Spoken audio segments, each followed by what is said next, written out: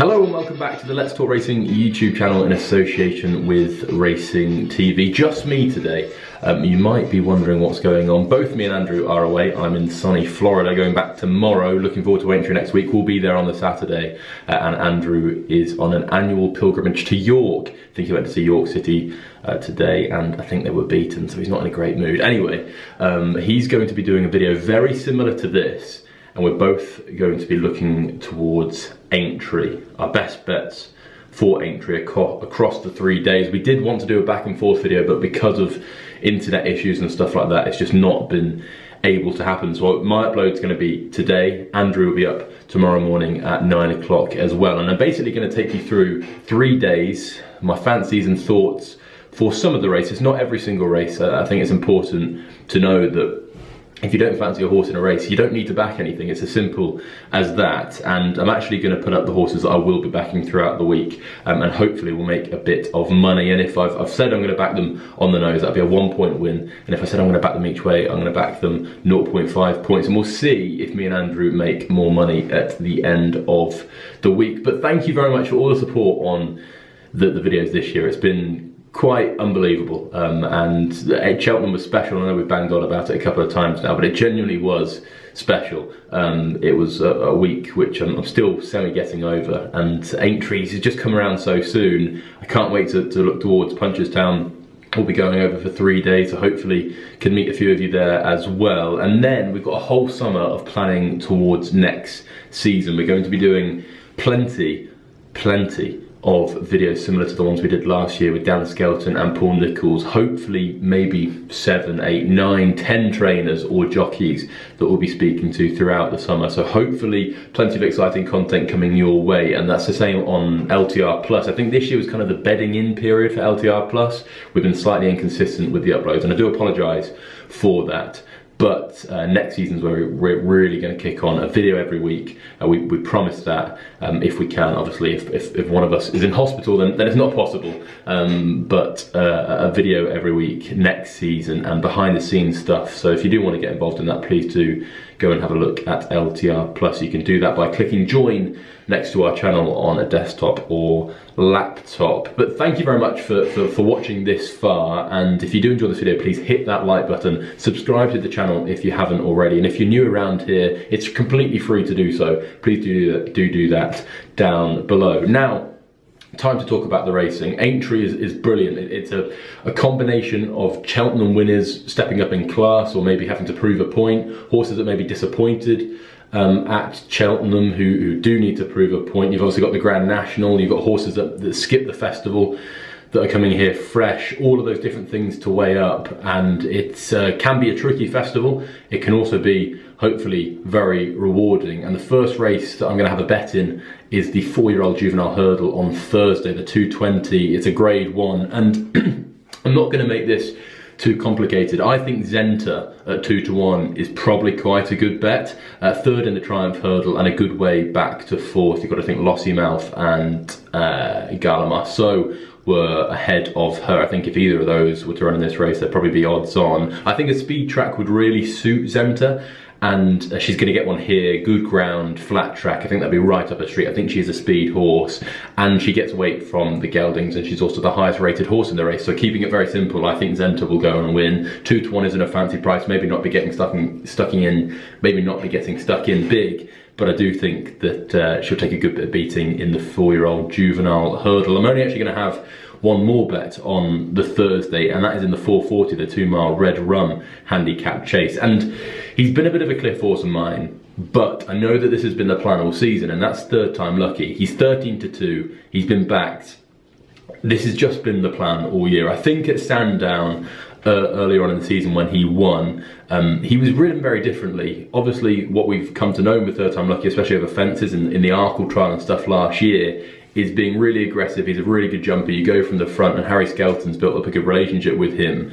I don't think he's quite grade 1 level, but I do think he's better than a handicapper. And I think what ended up happening is I don't think he was meant to win at Sandown. I know that sounds bad, but I think that race was in mind for one of the spring festivals, get him spot on for it. They dropped him out, and then the field just came back to him, and as much as it was a very good ride, I don't think it was intentional, and I do think that he may have Obviously, he's gone up in the handicap mark, and he has run at Cheltenham. I don't think that was the plan, especially to run on soft ground. I think they just got on the day and decided it's a fairly weak Grand Annual. Why not go for it? He's in good form. They didn't expect him to win at Sandown. Why not have a run? He ran massive in conditions that wouldn't have suited. He finished 4th. This has always been the plan from early doors this season. I think that we'll see a better horse on quicker ground. If you're looking at some of the other horses in the race, Red Rookie, who's the second favourite, he will need a monsoon. He'll need a lot of rain. His best form comes on soft. I actually think the danger might be Pay the Piper. Danny McMenamin will ride. I think that he will give a very good account of himself.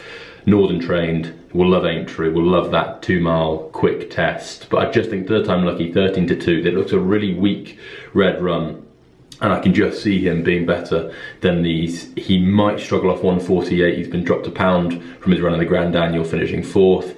I'm just willing to back him at 13-2 each way. So 13-2, third time lucky each way, and Zenta at 2-1 on the nose on the Thursday. If you want to know my thoughts on the bowl, not going to have a bet in the race, but it's just so open. Shishkin, first time up in trip. Can you really trust him? He's a bit of a monkey in the Ryanair. Couldn't believe he finished where he did, finishing second and not beaten too far by Envor Allen.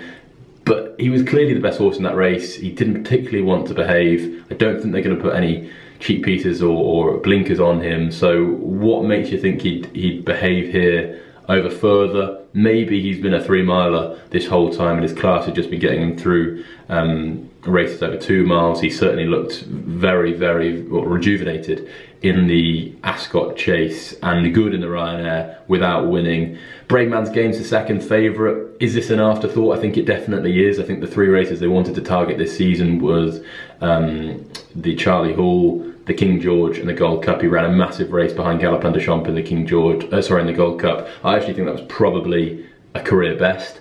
I know he was beaten convincingly, but Galopin Des Champs is a freak, and I didn't expect him to run that well. You know my thoughts on the horse. I don't need to go into it into much detail. I'm not actually going to back him there, and if he goes and wins, it will break my heart. But he never puts in his best showing at Aintree, and that's something that I struggle with. He was obviously pulled up in I think he was beaten a long way, or pulled up in the 3 mile novice chase last year behind a Hoisin-Yor. He was beaten by a Hoisin-Yor in the Sefton the year before. He had a hard race in the Gold Cup. Is he guaranteed to run? I think they'll leave it very, very late. I think Harry Cobden's jocked up to book. But if he's not bouncing that morning, sorry, he's booked to ride. If he's not bouncing the morning of the race, I'm not sure they will run. They might be patient with him. I think next year I'd imagine he might go a similar route. Maybe he might take in a Betfair Chase instead of a Charlie Hall next year. Plenty of possibilities. He jumps very well as one around the Haydock. But I'm just not sure I'll be backing him here. A Plus Tard also in there, very short for a horse that's been pulled up on his last 2 starts and hasn't shown any sign of the horse that we saw winning the Gold Cup the year before. A Hoisin-Yor is really tricky. Everything is in his favour. Loves spring. He loves Aintree. He's won twice around here in the last 2 years. He's won over fence. He's won Grade 1s. He's won 2 Grade 1s at Aintree. But it was a crashing fall last time out in a Gold Cup. Up until that point, I must say, he was jumping absolutely brilliantly and probably putting in the best round he's ever put in over fences in his career. But I don't know, if he can get into a similar rhythm to that and stay on his feet, he's going to take a good bit of beating. I'm not sure I trust him to do that. I actually think the bet in the race is Conflated, who will run here. He's 9-2, he's 3rd in the Gold Cup. He ran a huge race, went 2nd to Clan des Obeaux in this race 12 months ago. Clan des Obeaux has been retired yesterday. Brilliant horse, and brilliant to see him go out having not fell or anything like that, and he goes out in one piece.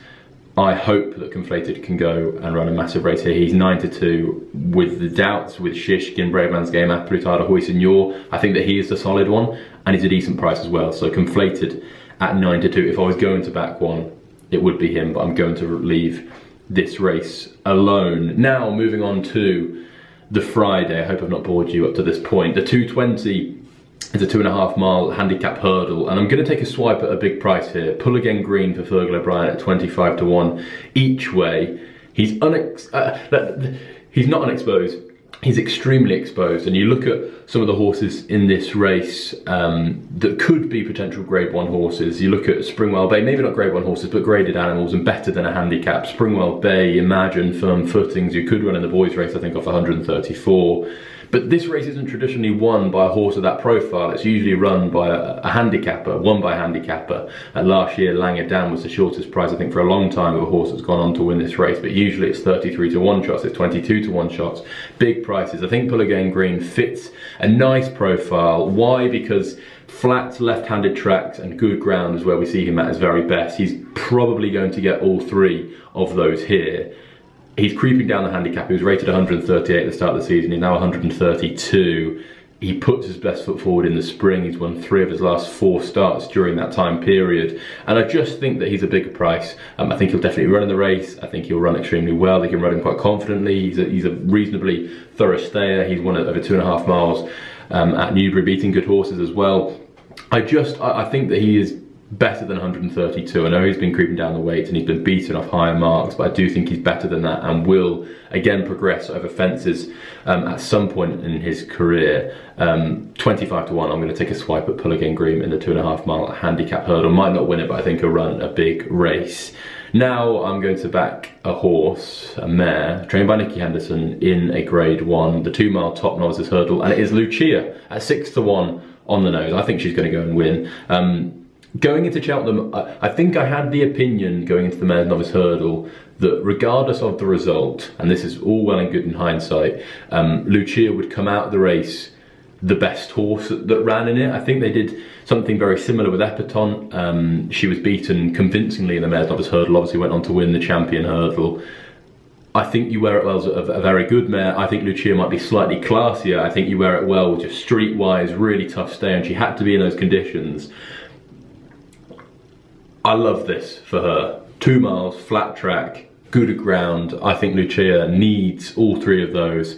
And I'm not in love with In the Pocket, who's favourite. I think I respect Found a 50 extremely highly, but he may struggle to give her £7. I think that if she comes back to the form that she was in before Cheltenham, she'll go and win this, especially in receipt of £7 to some of those top geldings, and I don't think there's a superstar in there to go up against her, and she could be a bit better than that. So I'm going to back her at 6 to 1 on the nose.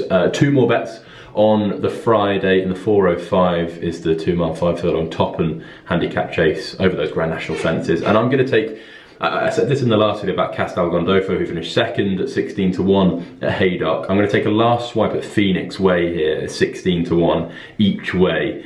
I've been waiting and waiting and waiting for the day that this horse goes in, and those that have followed the channel for a long time will know that I'm a big fan of him. He cost an awful lot of money as a young horse, £270,000 to be exact, and injury setbacks have cost him throughout his career. I remember him winning a Potemps qualifier under Barry Geraghty very snug at Huntington in 2020, I believe. He's always had plenty of ability. Like the last time he was at Aintree, he finished 14 lengths 4th behind Protectorat in a 2.5 mile grade 1 chase, grade 1 novice chase. So he's clearly got plenty of ability. He's been riddled with setbacks, but they think, well, he's had a fairly smooth run this year.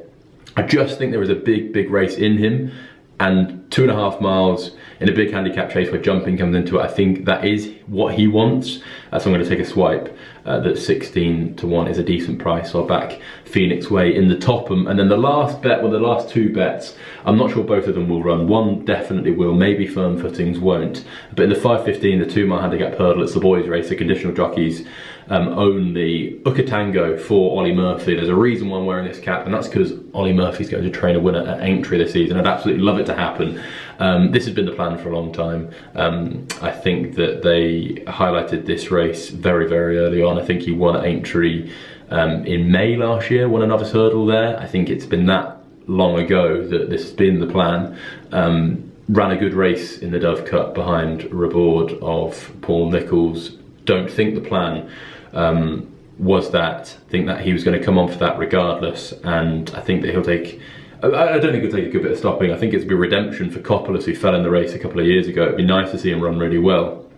But if Firm Footings was to run, I'll also back him. I think he's better than 1-3-4. So just 2 against the field, Ukatango and Firm Footings. I'm not sure what price they'll be. We've not got prices for the race yet. I'd imagine both of them might be single figures. If they're, say, lower than 6 to 1, I'll back them on the nose. If they're above that, then I will back them each way. Moving on then to the Saturday, and the only one bet outside the Grand National. I think it's a very tricky card. I'll be there for it. I'll actually be working on the big screens, so hopefully if you're going to be at Aintree on the Saturday, I can interview some of you for the big screens. They want plenty of fan engagement, so please do come up and say hello, and hopefully we can organise something along those lines. But in the 4:15, the 3-mile 1 handicap chase, I thought Castle Robin was very interesting at 25 to 1. We'll be backing him each way. Majority of the wins come on better ground, or ground better than soft. He stays well.